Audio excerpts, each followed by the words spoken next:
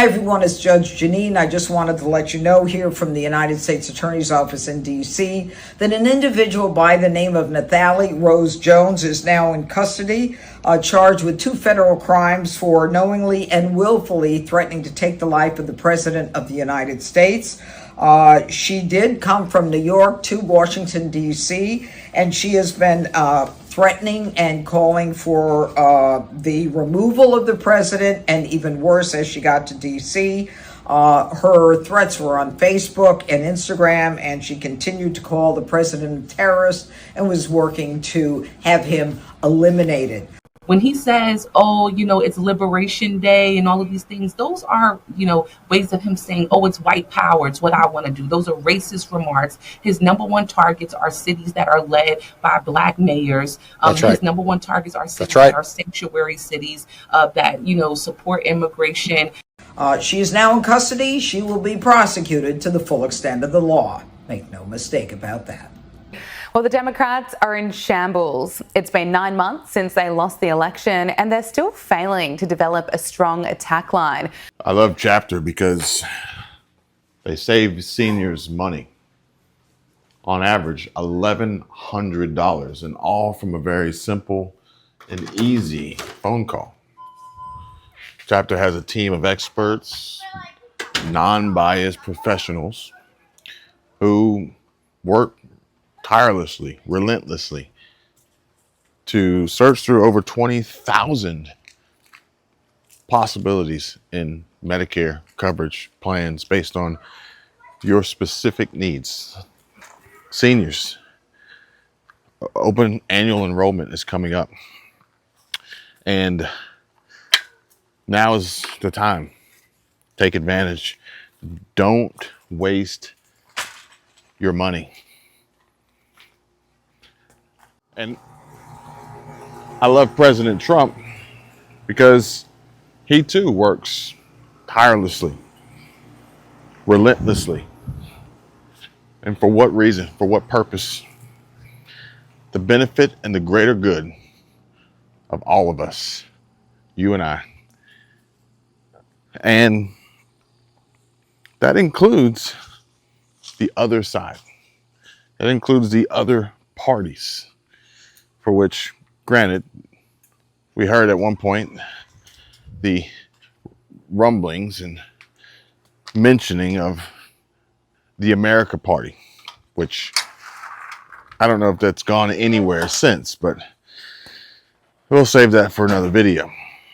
They push back against anything and everything that Donald Trump does, even when the president is making decisions that will improve the safety of citizens. And what is more important than safety and making sure that cities are safe to live in?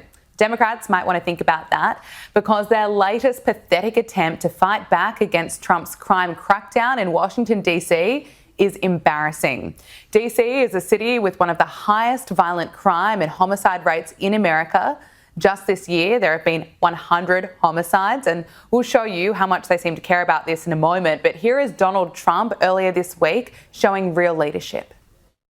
Going to take our capital back. We're taking it back under the authorities vested in me as the President of the United States. I'm officially invoking Section 740 of the District of Columbia Home Rule Act. You know what that is? And placing the D.C. Metropolitan Police Department under direct federal control, and you'll be meeting the people that will be directly involved with that.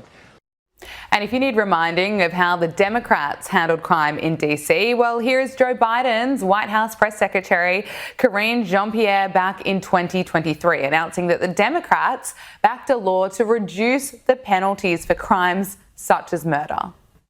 We have a couple of things that I just want to lay out for all of you and on what the D.C. bill does. It reduces maximum penalties for offenses like murders and other homicides, armed home invasion burglaries, armed carjackings, as I mentioned, armed robberies, unlawful gun possession, and some sexual assault offenses. Reducing penalties for crimes such as murder, that ought to do it. Well, it turns out what DC needed was a new president, and Donald Trump's crime crackdown is already working. On the first day, federal and local authorities arrested 23 people, including suspects wanted for murder, gun offences and other crimes. But the Democrats, they just don't want to know about it. Senator Chuck Schumer would rather the out-of-control crime just continue because he's never personally been affected. A lot of folks on the Republican side, your Republican colleagues, say that they are very scared to walk outside in D.C., that they think this is completely the right thing to do. Senator, are you scared walking around Washington, D.C. these days? I walk around all the time. I wake up early in the morning sometimes and take a nice walk as the sun is rising around some of the Capitol and the other monuments and things, and I feel perfectly safe. They're full of it. Look, here's what they've done, Aaron. Plain and simple. Donald Trump wants to distract. Even the mainstream media gets it. Of course, there have been some meltdowns, which we'll show later in the program, but even left-wing hosts have been admitting that Liberals in DC are privately cheering about this because they want to live in a safe city. And you know the Democrats have a real problem when they can't even be smart enough to pick their battles. They're right now essentially fighting for crime to stay high as they push back against Donald Trump. But even CNN has been forced to report that the Democrats have completely stuffed up their response to this. This is a CNN article out this week that says Donald Trump gets what he wants in DC. Crackdown as Democrats fumble response. And I think Donald Trump might be onto something here when he says this. They're stuck. They don't know what to do. They have probably more, I would say more than half are sane, but they are led by insane people. Young black men are getting snatched off the streets of Washington, D.C., so this is not the time for us to be any quieter. This is the time to actually get louder. I'm going to tell you guys right now, they're putting their plan in motion. Or at least their attempted plan, strategy. It's really more like a scheme. I think scheme would be a better way to describe it. And it's actually a tactic that we've seen used before. A little bit different and a little bit earlier than usual. Because like this is literally that poem. Like they came for X and I didn't do anything. They came for Y, I didn't do anything. They came for Z, I didn't do anything. And then they came for me and there was no one there to do anything to stop them. There are a lot of black creators who have explained all of this much better than I can. But I feel like because my followers are a lot of different types of people, like I need to say this to you, if you're following me, that if you feel that even slight catch in your throat, that slight hesitation to post, to speak out, to do something for these black men that are being taken off the streets, for the homeless that are taken off the streets, that is the white supremacist indoctrination that you grew up with. That's telling you to hesitate. That's telling you to not say something. That's telling you to hold your breath for a second. Consider each defendant and consider the arguments separately. The video shows when some of the individuals go on the ground, Mr. Merriweather walks away. Montanez Merriweather was the first to be arraigned today. He is the one who was actually out on bond in a separate weapons case when the downtown assault took place. Judge Triggs kept his bond at $500,000, the highest of all of the defendants. The two women defendants, Dakira Vernon and Aisha Devon, had theirs lowered to $25,000 and are allowed to post 10%. Aside from the bond issue, we also heard more details about what allegedly happened from the prosecutor. Defense attorneys, though, disagreed with the prosecutor's story. Throughout the short duration of this case, several defense counsels said that racial epithets were thrown at these people. That was 1 minute and 47 seconds into this brutal beatdown. Were the words said? Yes. Were they inappropriate? Absolutely. But these poor people were being assaulted, stomped, WWE-style elbow drops onto pavement. This is a typical fist fight case that you have in Cincinnati time and time again. This case is being treated differently and inappropriately because of race and people trying to acquire and obtain political gain for their selfish reasons.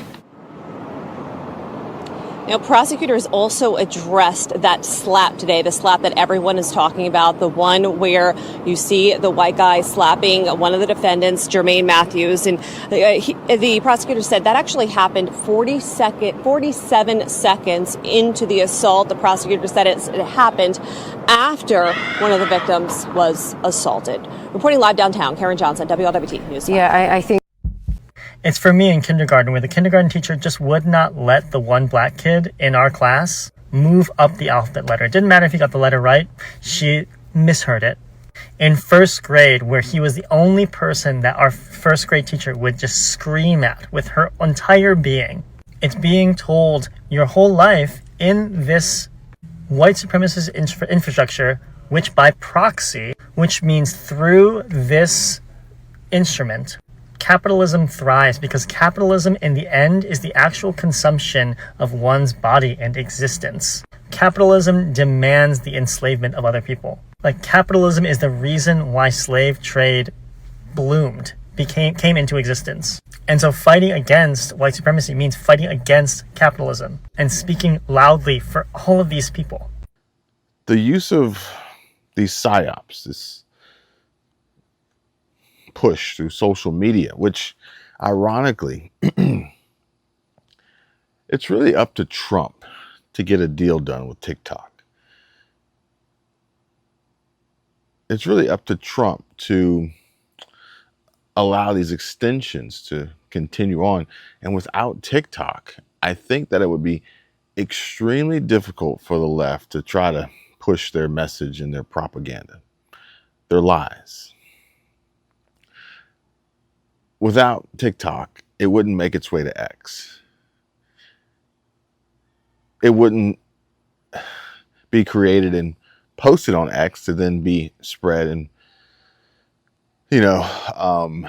romanticized. And it definitely wouldn't earn the money that it does on TikTok. And they're not even going to get black people to do it. They're going to get everyone besides black people to apparently now speak for black people. And if you're black and you've committed crimes, well, by God, how dare law enforcement come and take you off the streets? Because apparently being black and a criminal, or even in some instances a murderer, is really more of just a slap on the wrist offense.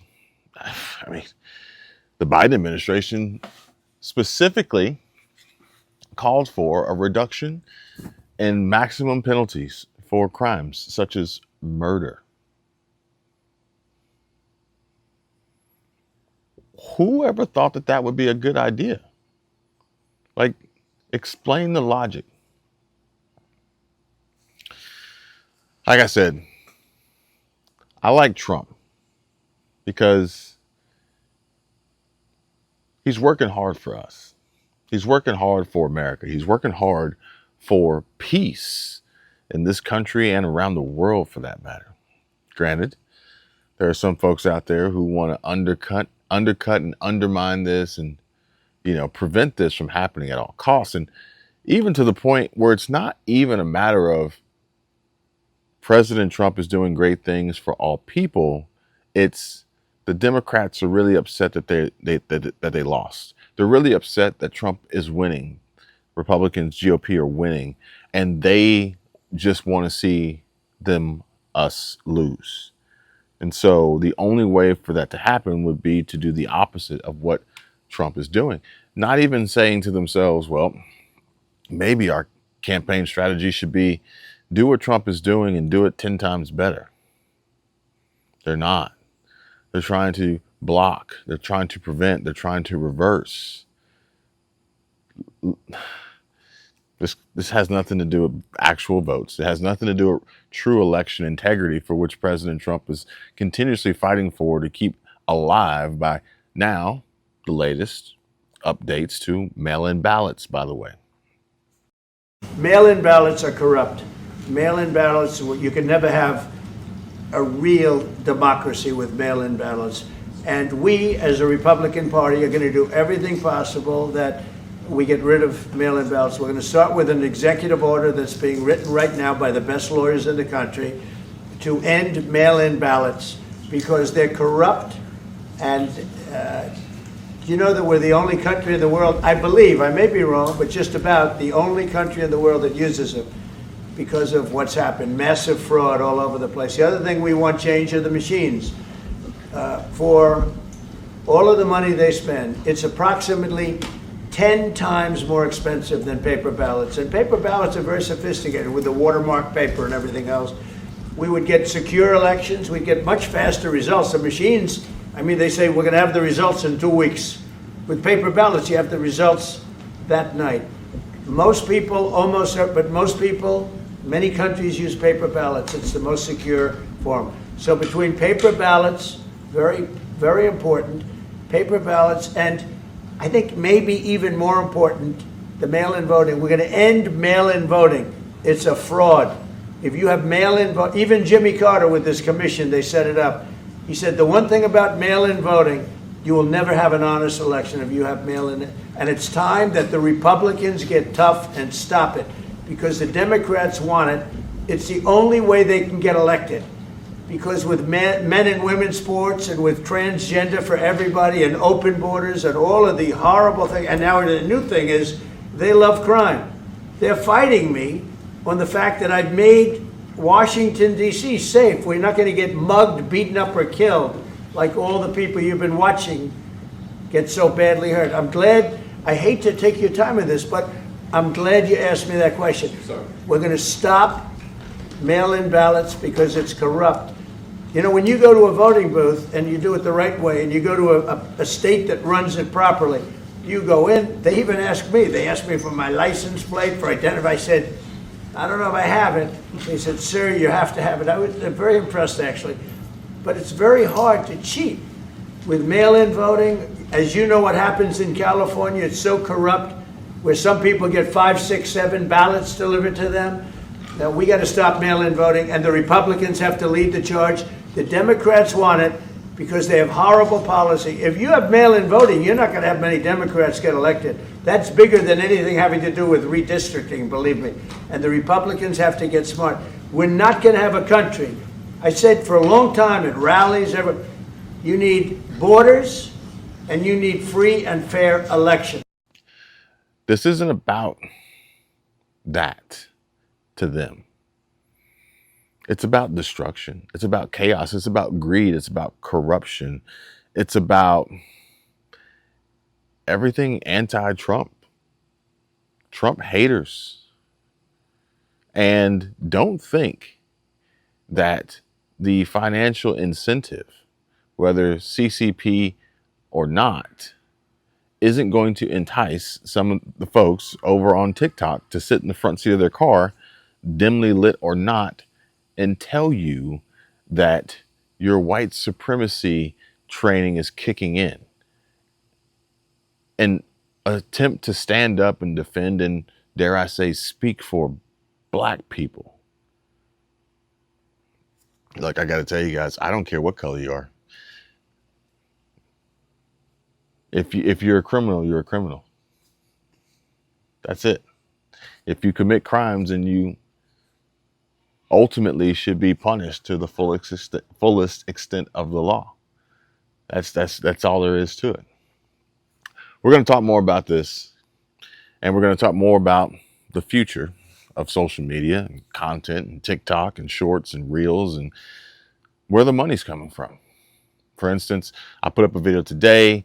It was a brief chat about passive income. That is now published and shared for everyone over at the Stay Free community and on Platinum Coaching. There's links down below in the description. Make sure you seniors go down there and check it out. Reach out to chapter, call them, say, hey, I was watching Kevin. Tons of value, handsome as hell. And he said you guys might be able to save me some money on my Medicare healthcare.